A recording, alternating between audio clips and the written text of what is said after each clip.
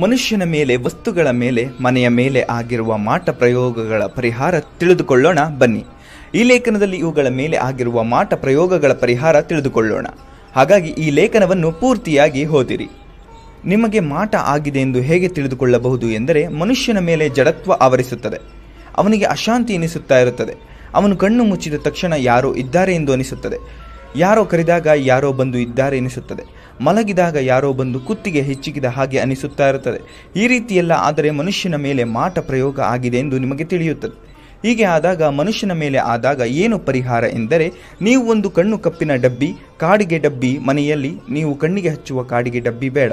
ಇದಕ್ಕಾಗಿ ನೀವು ಪ್ರತ್ಯೇಕವಾಗಿ ಬೇರೆ ಕಾಡಿಗೆ ಡಬ್ಬಿ ತೆಗೆದುಕೊಂಡು ಈ ಕಾಡಿಗೆಯನ್ನು ಹೆಣ್ಣು ಮಕ್ಕಳು ಎಡಕಾಲಿಗೆ ಹಾಗೂ ಗಂಡು ಮಕ್ಕಳು ಬಲಕಾಲಿಗೆ ಯಾರಿಗೂ ಗೊತ್ತಾಗದ ರೀತಿಯಲ್ಲಿ ಪಾದದಲ್ಲಿ ಹಚ್ಚಿಕೊಳ್ಳಬೇಕು.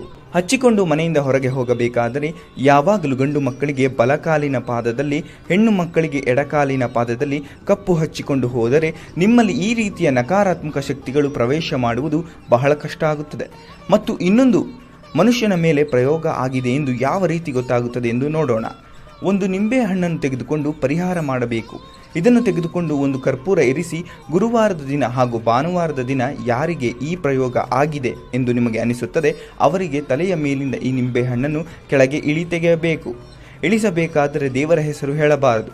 ನಂತರ ನಿಮ್ಮ ಮನೆಯ ಹೊರಗೆ ಬಂದು ಈ ನಿಂಬೆಹಣ್ಣನ್ನು ಎಡಕಾಲಿನಿಂದ ತುಳಿದು ಹೊಸೆದು ಈ ನಿಂಬೆಹಣ್ಣನ್ನು 2 ಹೋಳುಗಳಾಗಿ ಮಾಡಿ ವಿರುದ್ಧ ದಿಕ್ಕಿನಲ್ಲಿ ಎಸೆಯಬೇಕು. ಹೀಗೆ ಎಸೆದಿದ್ದೇ ಆದಲ್ಲಿ ಈ ಮನುಷ್ಯನ ಮೇಲೆ ಮಾಟಾಮಂತ್ರದ ದೃಷ್ಟಿಯೆಲ್ಲ ಹೊರಟು ಹೋಗುತ್ತದೆ. ಮನೆಯ ಮೇಲೆ ಸಹ ಇದೆ ಗುರುವಾರ ಹಾಗೂ ಇದೇ ಭಾನುವಾರ ದಿನಗಳಂದು ಮನೆಯ ಮೇಲೆ ಕೂಡ ಇದೇ ದಿನಗಳಂದು ಇಳೆ ತೆಗೆಯಿರಿ. ಯಾವಾಗ ತೆಗೆಯಬೇಕು ಎಂದರೆ ರಾತ್ರಿ 10 ಗಂಟೆಯ ಮೇಲೆ ತೆಗೆಯಬೇಕು. ತೆಗೆದು ಮನೆಯ ಸಿಂಹದ್ವಾರದಲ್ಲಿ ಇಟ್ಟುಕೊಂಡು ಪೂರ್ವ ದಿಕ್ಕಿಗೆ ತಿರುಗಿ ಹೊಸಕಿ ಹಾಕಿ ನಿಂಬೆಹಣ್ಣಿನ ಇಳೆ ತೆಗೆಯಬೇಕು. ಈ ರೀತಿ ಕ್ರಮೇಣ ಮಾಡಿದರೆ ನಿಮಗೆ ಇರುವ ಮಾಟ ಮಂತ್ರದ ಶಕ್ತಿ ಕುಂದುತ್ತದೆ.